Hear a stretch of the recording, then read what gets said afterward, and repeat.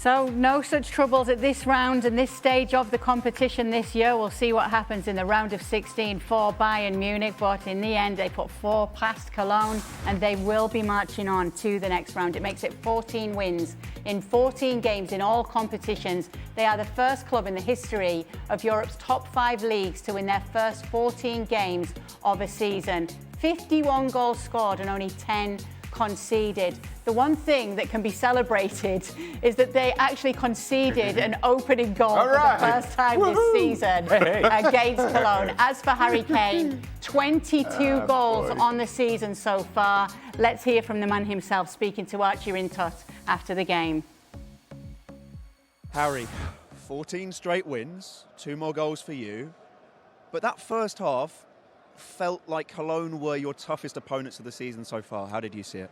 Yeah, it was tough. First half especially. I think the first 30 minutes, it was a bit chaotic from both teams. We still had chances early in that first half that, if we take it can be a different game. But then about 15 minutes in, they started getting set plays. They started putting balls in our box and the crowd got behind them. And it was difficult. We had to battle. Obviously disappointing to concede like we did. But then the best part was the reaction. To then score so quickly after, bounce back, and then again to go 2-1 and take control before half-time was the most pleasing thing today. And in second half, we kind of saw more of our style as they started to tire, and a well-deserved win in the end. As a neutral, I think that your first goal tonight is probably the easiest on the eye of all your goals so far this season. Really? For you? It's one of my favourites. I think it's a mixture of good finishing, technique, like instincts of my surroundings. So I like the goal, but I'm glad you liked it too. Yeah, it was.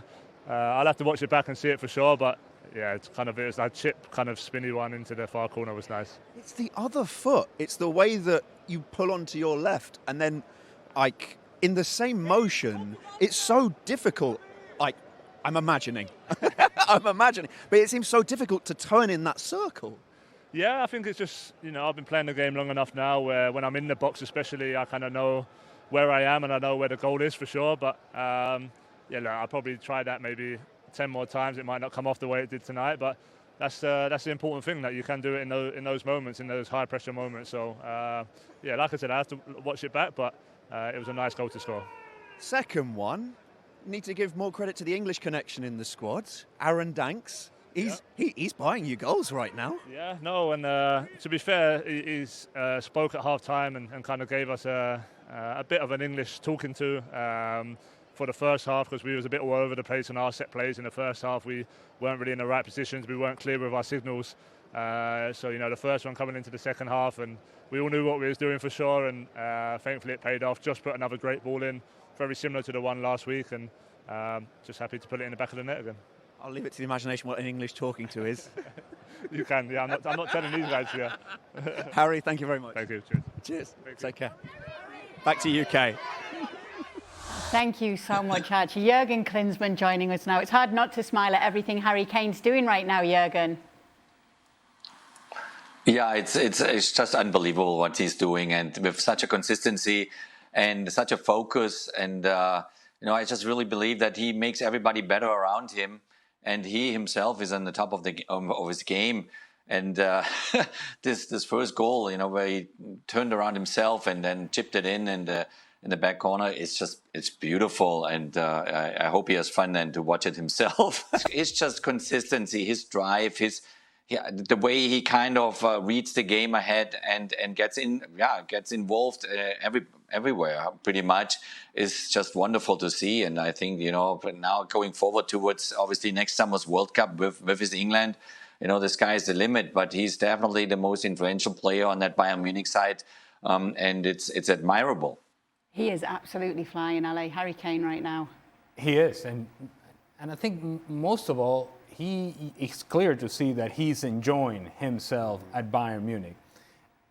And I have to imagine that if you're Harry Kane and you make this decision to leave what was a comfort zone at Spurs and that you decide to go to Bayern Munich, well, it's not a major jump in terms of, well, I'm leaving Spurs so that I can go to Bayern Munich and score goals. Yeah, everybody would want to make that jump, but not everybody makes the jump in the manner in which he has, where he's scoring goals left and right and center. And his game, the totality of his game outside of the 18-yard box continues to improve and continues to get better.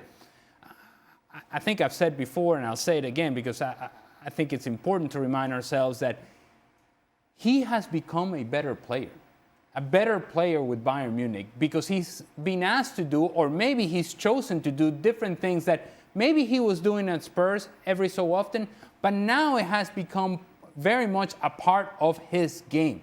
This idea of dropping underneath, not just because you choose to do it every once in a while, but by design, that Vincent Kompany can say, actually, Harry, I'll give you the freedom to do whatever you want, but by design, we're going to set up the team in a manner in which you're going to drop underneath to be an option for us, to build out of the back, and then you're going to find your way into the attacking 18-yard box, because let's not forget, this is what you do best, scoring goals. And he's doing it in terms of the combination that we're talking about, of doing both the underneath work and the work inside the 18-yard box. He's doing it better than anybody else in the world. I'm not just talking about the attacking part. I'm talking about doing the combination of being able to be part of the build-up, hold up play, distribute and play, and then going and scoring goals. Harry Kane is doing all of that, and it's actually giving a clinic as to how to play that position. From that point of view, from that perspective, his game right now is more complete than it has ever been before. One of the things you have to appreciate or have to love about Harry Kane is how simply he makes the game look. I mean, even in this goal here, the more I see it, the better it seems to get. Because, truth be told, Zila is in a very good position. The goalkeeper is in a really good position here. But then all of a sudden, Harry Kane, and when he decides to shoot, I don't think that there is much of a gap for him to hit. He really is threading the eye of a needle. And somehow he picks it out. And that's almost a scary part to his game. How do you counter somebody who makes the game look as simple as he does? And all that you just said there, Shaq, it's happening in a fraction of a second. Mm-hmm. He's making that decision in a fraction of a second. Most players in that sort of position, once your touch takes you away from goal, you're now looking to drop the ball off for somebody who's coming from behind. You know, it's not even a thought process to on the turn go and find that far post. So to be able to make the decision in a fraction of a second, and then more importantly, to be able to execute it, well, that's what separates world class from not so much. Yes, and to help your side to a 14th straight win, and props to Vincent Kompany as well for that. Here he is with Archie after the game.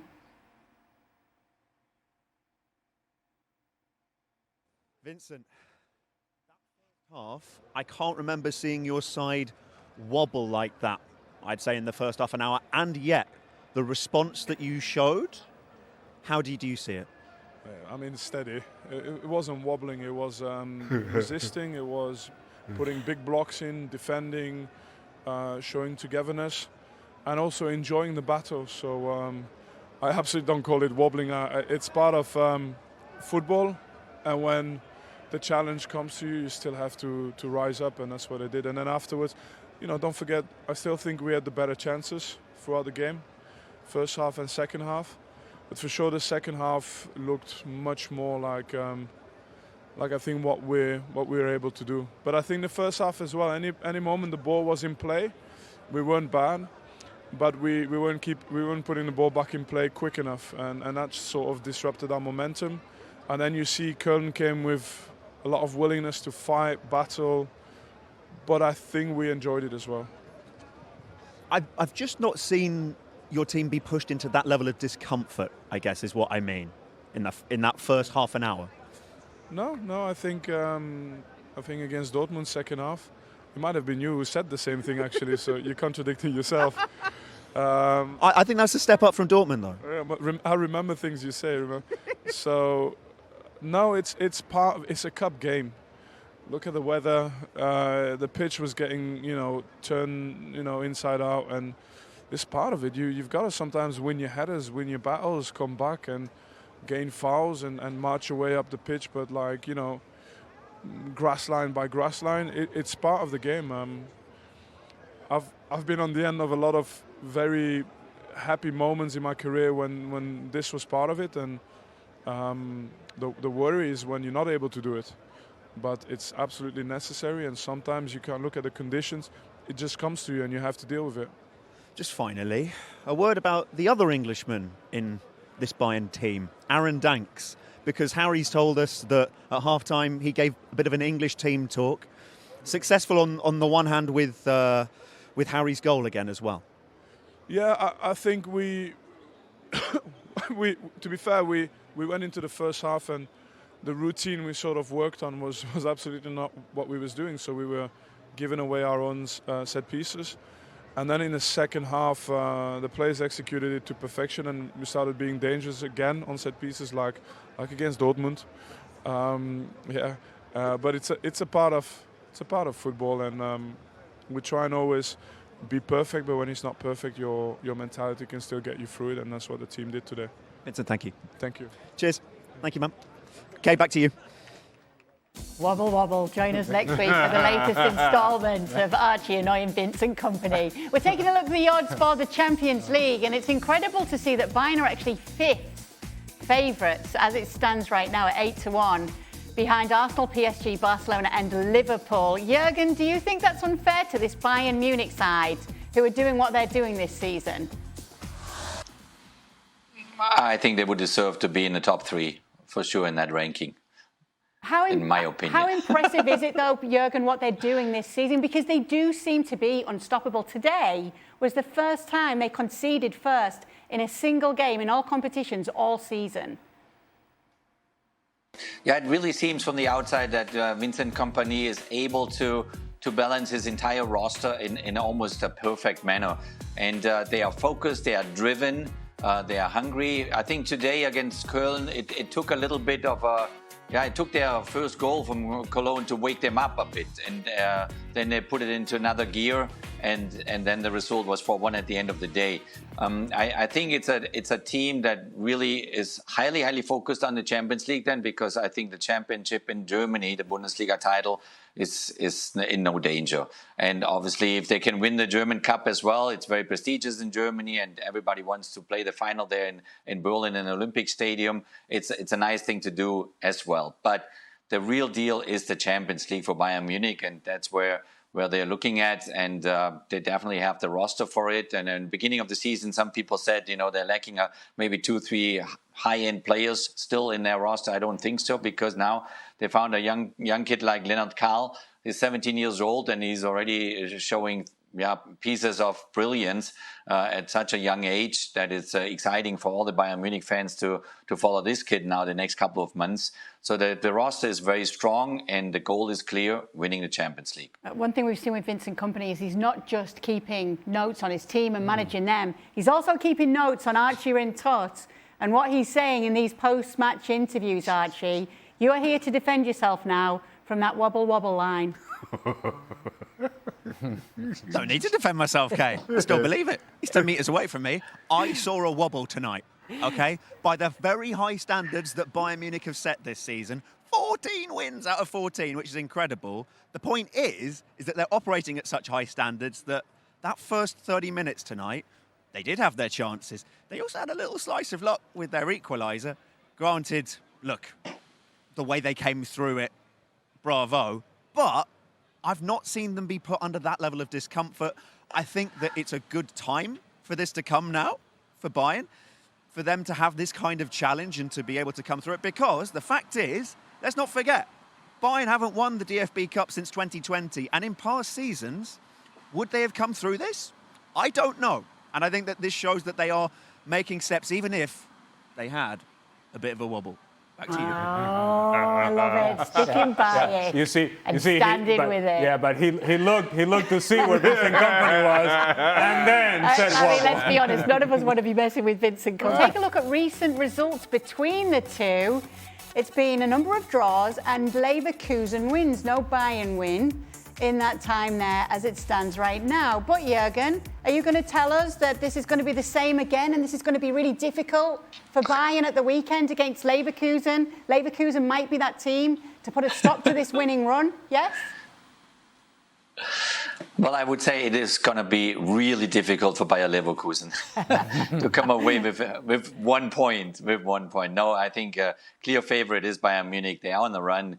And they're looking really, really good.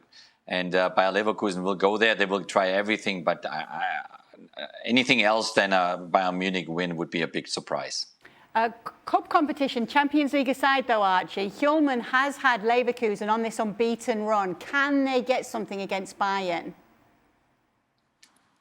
When you say cup competitions, it's basically, apart from the PSG game, Leverkusen have been pretty good, which is true.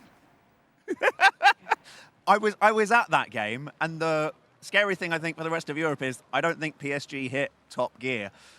But this is a Leverkusen side which is growing. And, for example, players like Alex Garcia, who he was having to fight for the same spot as Granit Xhaka in the team, and also playing alongside him sometimes and playing in the same kind of spaces that Xhaka wanted to play in. And I think we've seen this season that he's been able to step up a gear. Somebody like Alejandro Grimaldo as well. He was already a key player for Leverkusen when they went unbeaten, when they won the double under Xabi Alonso. But he has also stepped into a new space now. And I think that we've seen sometimes when big figures and big characters in a team leave, it does enable others to step up to the plate. And looking at the way that Alejandro Grimaldo just got that. I nearly said Moreno. Alejandro Grimaldo is able to take free kicks right now. He's taking them like they're penalties. In fact, he's having more problems with penalties than he is with free kicks right now. So, yeah, I think that they will still offer Bayern some interesting challenges. But, yeah, it's difficult to weave away from the fact that Bayern are complete favourites for that. One more thing, Kay, by the way. Do you know that thing when you remember, like, the argument that you should have said when somebody's next to you? Yes. Right?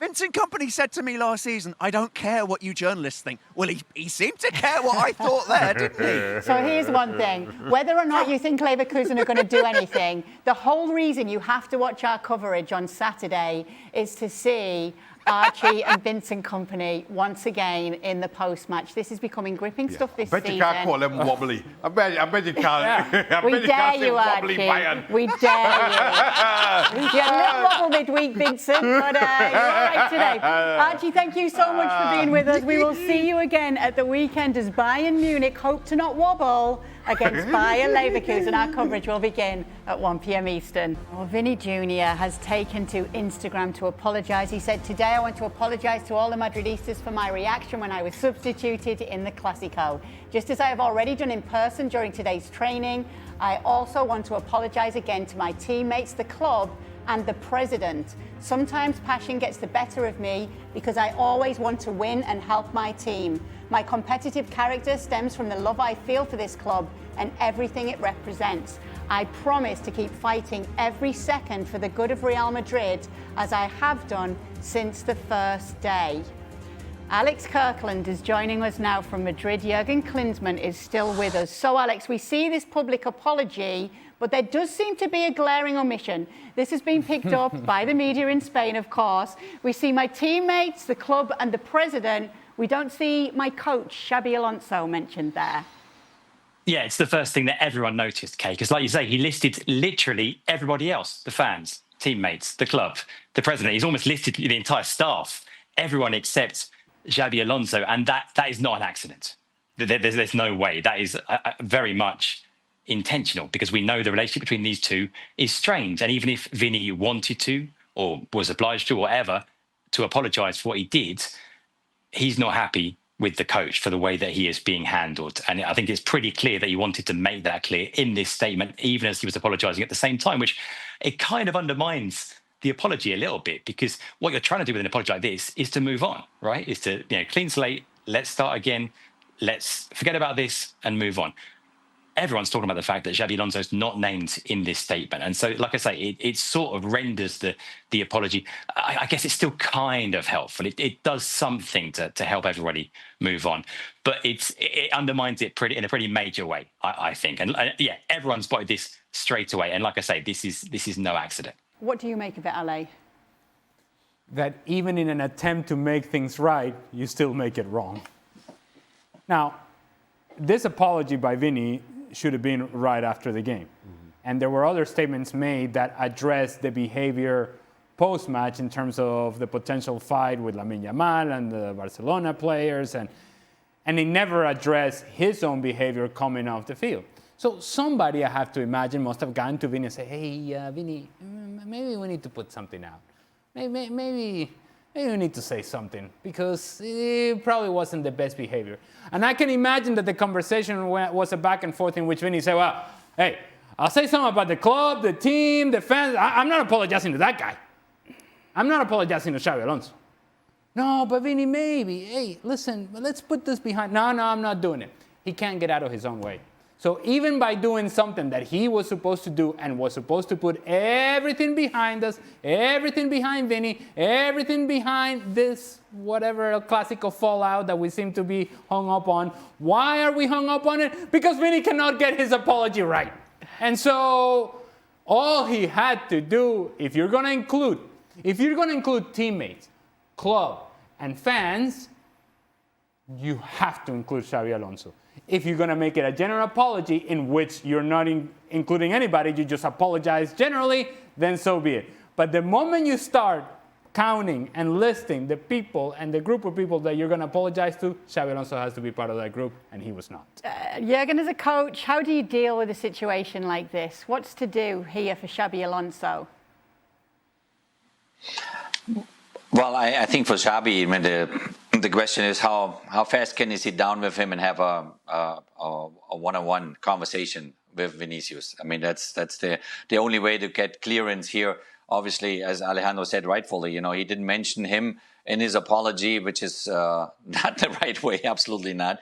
And you have situations when you take a player off, that they are angry at you, that you're disappointed, that maybe they do something. I remember myself, getting subbed out by Giovanni Trapattoni at Bayern Munich one time. I hit a advertising board, and that went viral all over the place.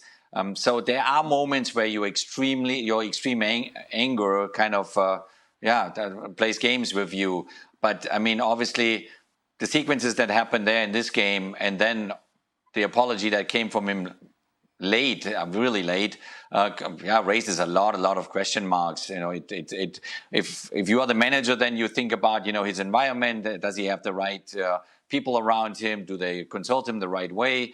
Because the way he responded then after he did what he did, it's just not. It's not clicking. It's not the right way. It's a good thing that Jurgen has turned the page on Giovanni Trapattoni, taking him off the field. Do you know what though? Jurgen, so let it go. It's interesting that Jurgen says it because I feel that all of you ex-players on the panel, since talking about it, have actually said in that moment as a player when you're taking off, you do react in a way that you can't understand if you haven't played the game.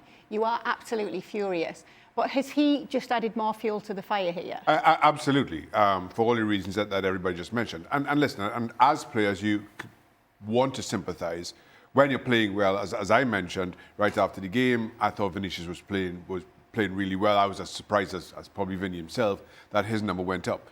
And during a game, you're caught up in so much emotion that sometimes small things kind of burn bigger than they really should be. And I think that's the case with Vinicius.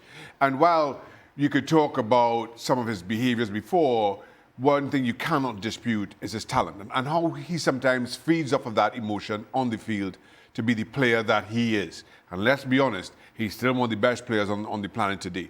So you have to give him that leeway, which is what I think Xabi Alonso was doing in stepping away and recognizing what's happening, what he's going through, and he just keeps himself out of it.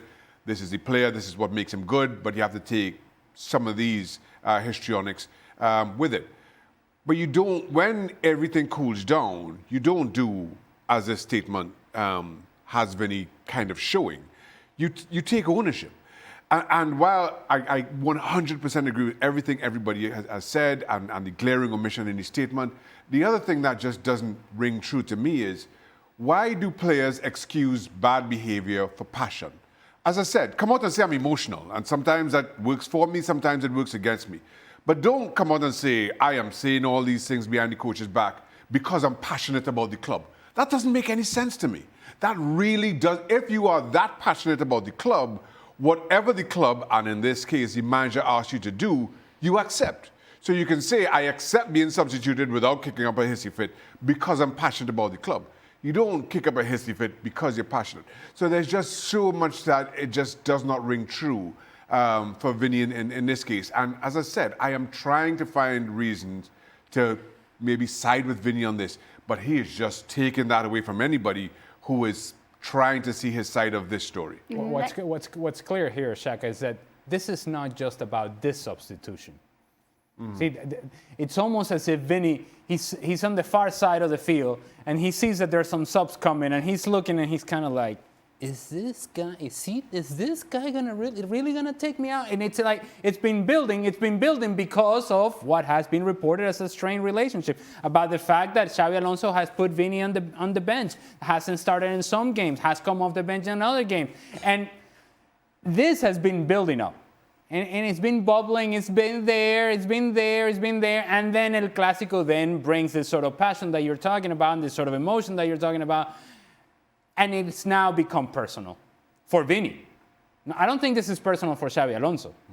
I think he's making decisions based upon what he thinks is best for the club and best for the team on the day. And he continues to make those sort of decisions, but it's become personal for the player. And a player who's highly emotional, who's highly passionate, who sometimes just loses his mind, could not handle the moment. What bothers me is that now we're 3 days removed from it. So there's been plenty of time to cool down. Plenty of time to just kind of gather your thoughts. This is no longer about an emotional moment. This is no longer about passion. You're calmly sitting in the living room of your house, and you came up with this statement, and you thought, this is it. Let's go with that. That is a problem. That is the issue. So speaking about making decisions for Xabi Alonso, Alex, Valencia at the weekend for Real Madrid. Does Vini Jr start that game? It's going to be very interesting to see that, isn't it? Because like Ali says, this has been going on for a long time now. This started in the summer. It started at the Club World Cup. Remember, we reported on ESPN that Alonso was planning to leave Vini Jr out of the starting 11 for the Club World Cup semi-final with PSG. In the end, he couldn't because injuries elsewhere forced a rethink, and Vini was in the team. But Vini knows that the plan was in that big game in the summer, he was going to be left out. It started there. It's carried on through the season. It's 3 games that Xabi Alonso's left Vini out of the starting 11 when he's been fully fit and available to play, something that never happened in the past. And the other big thing, of course, the context is that this is coming after the previous regime under Carlo Ancelotti, which was very laissez-faire. It was a very different environment, a different way of handling players. You've got 2 kind of different extremes on the coaching spectrum in Ancelotti and Xabi Alonso. So everyone is going to be looking very, very keenly at when that starting 11 comes out at the weekend. Is Vini in the 11 or not? Now, it wouldn't surprise me if he was. You know, Xabi Alonso knows that he's got to, whatever the long-term future for Vini is, he's got to manage this situation and try and get the best out of him and not allow it to disrupt the team and the squad between now and at the end of the season or whenever those longer term decisions have to be made. We haven't got any detail yet. We know that they were due to talk today 1-to-1. We haven't yet been able to report details of what happened, what was said, and what the outcome of that was. So lots of unanswered questions right now. But yeah, everyone's going to be waiting to see what happens with that starting 11 at the weekend. Yeah, so there's been a lot of focus on Real Madrid and some of it being quite negative. But obviously they did win this. Meanwhile, when it comes to Lamine Yamal, there's reports of the people around him having to intervene with his own public speaking. Alex, what more can you tell us about this situation? Yeah, he had this media appearance that was due to take place over the last couple of days, and it was cancelled. And the reporting is that basically there's been a decision taken at the club that they need to kind of protect him a little bit. Now, you can't take him out of the spotlight. That's literally impossible. He is Lamine Yamal. That is not an option. But I think you can try and protect him a little bit more. And there's an acknowledgement that the fact that he was kind of exposed ahead of the Clásico, going out there and giving this YouTube interview for the Kings League and saying what he said kind of about Real Madrid that then got made into a huge deal. And it was a huge deal in the end because you had Real Madrid players referring to it, explicitly around this game, and Dani Carvajal making that kind of you talk now gesture at the end of the Clásico. It got to be made a huge deal, and like I said, I think he was sort of put in a position that he shouldn't have been put in. Someone should have done a better job of protecting him in that situation. And so I think they're starting to realise that maybe it's a bit late. Maybe it's too late, but they're starting to realise that. And I think we're going to see that now going forward, a concerted effort from the club and from people around the player as well to protect him and to make sure that they're a lot more careful about his public appearances, public speaking, and getting control over these things, which is what you have to have when you're talking about a player that's at this level. Is Yamal fully fit right now? Does he look that to you? He may be, he may not be. Probably not. He's just coming back from injury. But to protect Lamine Yamal, using the words that Alex is talking about and Barcelona are talking about and the reports that are coming out, it's code word for shut it! Just shut it, Lamine. Nobody needs this. Hey, you don't have to go out of your way to talk about this, that, and the other. Just focus and concentrate on being the best player that you can be for Barcelona, for your teammates, for yourself. And don't concern yourself with making an appearance here and an appearance there and then talk to this person and talk to that person. You don't have to be everything to everybody. You have to be everything to Barcelona, to your teammates, and to yourself. And that's it. That's it. Up until you actually prove that you can handle all of these things that you're now juggling, that are new things in your life, just focus on the things that you can control. And the things that you can control is your performance on the field, how you show up to the training sessions, how you show up to games, how you make a difference, because you are a game changer, because you are a difference maker, making a difference in big games. Again, it's code word for somebody in Barcelona saying, somebody's got to keep this kid from talking all that much. Not yet, not now.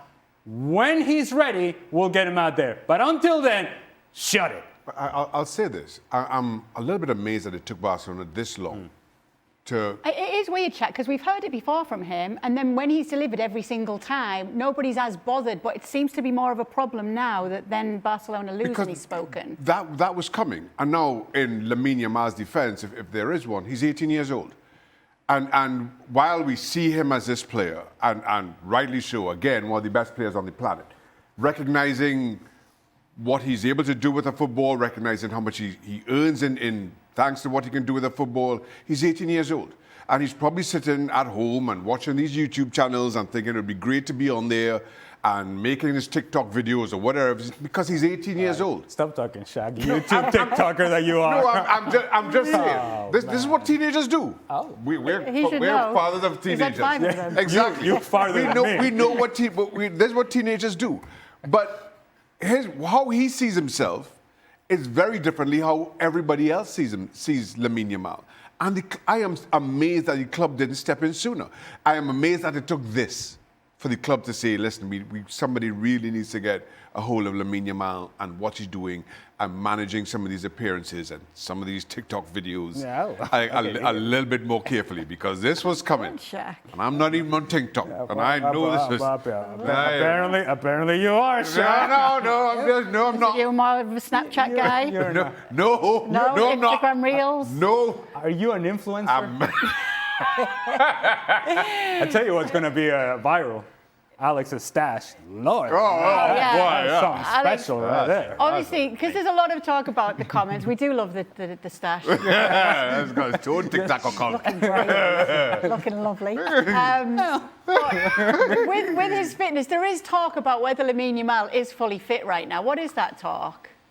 Yeah, some of the reporting is that he's not fully fit. Remember, he had that injury during the international break. He wasn't available for Spain. He came back straight after the break, a bit sooner than had been initially reported. And some of the reporting here is that he was rushed back because they need him, because Barca are struggling. They've had this, slightly difficult run, haven't they? Where they've, they lost the game to PSG, they lost the game to Sevilla, now they've lost the Clásico, and it certainly doesn't look like he's anything like at his best. So yes, the feeling is that he's working with an injury. They're trying to kind of nurse him through it, and we're seeing the results on the pitch. Of course, the context as well is that they're missing other key players. The big news today, of course, was that Pedri is going to be out for an extended period of time, and that's pretty much the worst possible news for Barca. If you could choose a player not to lose, it's Pedri. He's the one that makes them tick. There's even some reporting this evening that it could be even longer than it was initially thought to be. At first people were talking about 4 or 5 weeks. Now there's some reports that it could be 6 or 7 or even 8 weeks. And there are some big games coming up on the horizon against teams like Chelsea, against Atletico Madrid as well. And if Pedri were to be absent for that long,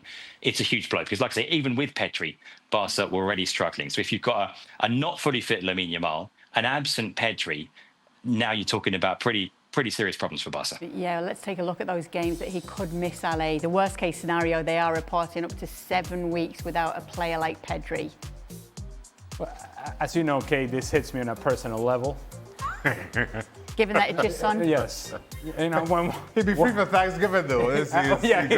He will be fit. No, actually, he won't be fit for Thanksgiving. He'd be free. Oh, he'd be free, yes. Free for Thanksgiving. Well, seat's been taken by my son after he scored. All I would say is they were. You want to take care of Pedri, right? Because of what his injury concerns have been in the past. But while everybody else was falling apart for Barcelona, whether it was Lamine Yamal, Rafinha, Ferran Torres, Lewandowski, the one constant had been Pedri. And so if you're Hansi Flick, you were in this very difficult circumstance as a manager in which, okay, I want to give this guy a break at some point, but how can I give him a break if the team doesn't go and doesn't function without him on the field? And I don't have the resources available right now because of other injuries to actually take that chance. And I cannot take that chance because now I'm missing out on points and I am now trailing Real Madrid. And so it's the never-ending struggle for a manager and to say, how long and how often do I push this player that I know has had a history of injuries in the past if he is everything to my team in this very moment? Hansi Flick push. And I don't blame him for it, again, given all the absences. But now we push a little too far. And Pedri not being on the field, I've been arguing that there's nobody playing that position better than him in the world currently. And now you miss on that if you're Barcelona, and it's a real struggle to think, okay, how can you make up for his absence? The answer is you can't. Yes, tough times for Liverpool as it stands right now, and not an opponent they are enjoying coming up against this season in Crystal Palace, conceding first in 7 consecutive games in all competitions for Liverpool. 0 clean sheets in the last 10 games in all competitions. It means Palace have now won 3 consecutive games against Liverpool in all competitions. And for Sarr, that's 5 goals in his last 4 games against Liverpool in all competitions. Don Hutchison's here now, and he is a real soothsayer because when they went 2-0 down, he said he pretty much predicted this on Twitter. You're so smart, Don. I'll tell you what. Every time that he gets something right, he reminds us of it. Good Lord. Don, what's going on? Do you know what, Kay? I think even the staunchest Liverpool fan can't be angry tonight because the group of young players got sent out there. And I really felt for that group of players. I've made my debut for Liverpool in this competition. And the one thing you want when you're a younger player, 2 or 3 younger players playing, you want experienced players around you. That team had no chance of beating Crystal Palace tonight. Even Crystal Palace brought some of their first-team players onto the pitch in the second half. It was one-way traffic from minute 1. I felt for Nalo, who got sent off. He made his Champions League debut, got sent off. He made his debut in the Carabao Cup tonight, got sent off. But it really was a rookie error from Arne. I have to say, Kay, when you look across the board tonight, and you look at Newcastle, and you look at Spurs, and you look at Arsenal, and you look at Man City, and you look at Crystal Palace, they all played sides with probably 4 or 5 first-team players in it, or at least 3 or 4, 5 first-team players on the bench. Newcastle tonight brought Bruno Guimaraes on, they brought Joe Linton on, they brought Anthony Gordon on. Arsenal brought Bukayo Saka on, they brought Gabriel on, they brought Declan Rice on. Those kids that started the game tonight, it was even younger on the bench. There was no first-team players to be seen on the bench. So what chance? Like, what's he telling us by doing that? Because you're at Anfield, you need to turn the game around, and your team selection, when it comes to the bench as well, how is he going to do that? It was awful. It was awful, Kay. Now on social media, a few guys came back at me and said, well, you know, Don, Liverpool have got 3 games in a week. They've got Aston Villa, they've got Real Madrid, they've got Man City. Newcastle have got 3 games in a week. Man City have got 3 games in a week. All the teams that are playing in the Champions Leagues have got 3 games this week. So I've got no idea. I couldn't get a handle on why he put that amount of youngsters in the starting 11, but the bench was just even younger. It made no sense whatsoever. As I said, when you're a young player, Kay, trying to make your way into Liverpool's first team to try and catch the eye, you want experienced players around you. They had 0 chance of winning that. So Liverpool fans will come away from that being so frustrated at Arne Slot because he has to take the blame. You know, it's not the young kid's fault. Arne Slot put that 11 together and put the bench together. So it's totally down to him tonight. So Liverpool fans will come away from it thinking no blame on the youngsters. tried their best. It was too much for them against a good Crystal Palace side who deserved their win. I think Ali was saying there 3-0, all of it. Could have been a lot more, could have been 4 or 5. But Arne Slot's got some big questions to answer tonight. So, Shaka, what can we read into him putting out this 11 today? Does he just want done with this cup competition so he can focus on getting things right in the league? Yes, is the only conclusion you can draw from that. And to be fair, Arne Slot's not alone in this. And while Don makes reference to a number of other Premier League clubs, all of whom, City apart, had Premier League opposition, you see wholesale changes. And the truth is, while you're happy to be in the hat for the next round, if Newcastle had lost, if City had lost, I'm not sure that Eddie Howe or Pep Guardiola is losing any sleep as a result of being out of the Carabao Cup.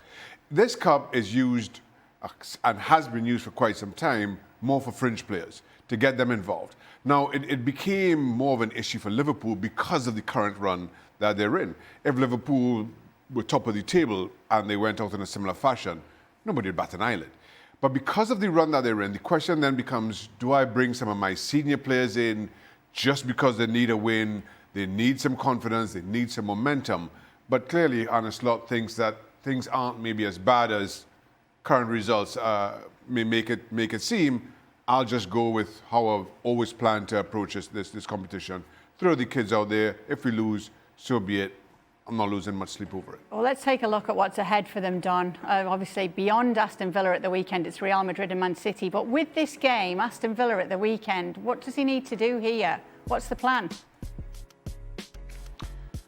Well, ironically, I actually think Liverpool will beat them because Aston Villa won't park the bus. That's been Liverpool's problem. I think Villa will come and try and win the game, which might suit Liverpool.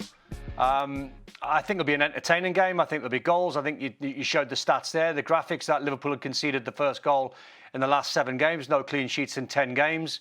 So they're going to have to find a performance, Liverpool, because they can't. And that's 2 games now they lost at Anfield. Doesn't feel like a disaster when you only lose 2 games so far in the season, but it could get worse. Those 3 fixtures there are tough on paper. They're going to have to start the season somewhere. And the team talk from the manager normally is, when you're in a bad run, right, guys, what's gone's gone. Our season starts against Villa. It's the only way you can approach it. You can't look at Real Madrid during midweek thinking, oh, I've got one eye on that one, because if you lose another Premier League game, I think personally the title's done. I don't think Liverpool have got enough clean sheets in them. I think Arsenal are streets ahead of Liverpool defensively. So Liverpool's season starts against Villa. It has to. Goalkeeper. I didn't say. Did I say Newcastle goalkeeper? Yeah, I didn't mention Newcastle. You said Newcastle goalkeeper hunting for butterflies. All right, Shaq, get in touchy because it's your team. Get it right. And Ramsdale was on fire. No, I said that Big Nick has been a big hit at Newcastle. No, After that. we're moving on. Move on. Next up, Arsenal, Crystal Palace, Cardiff against Chelsea, Manchester City against Brentford, and Newcastle, that is Newcastle, LA, against apparently. Fulham in the quarterfinals of the baby. Carabao Cup. I was about that.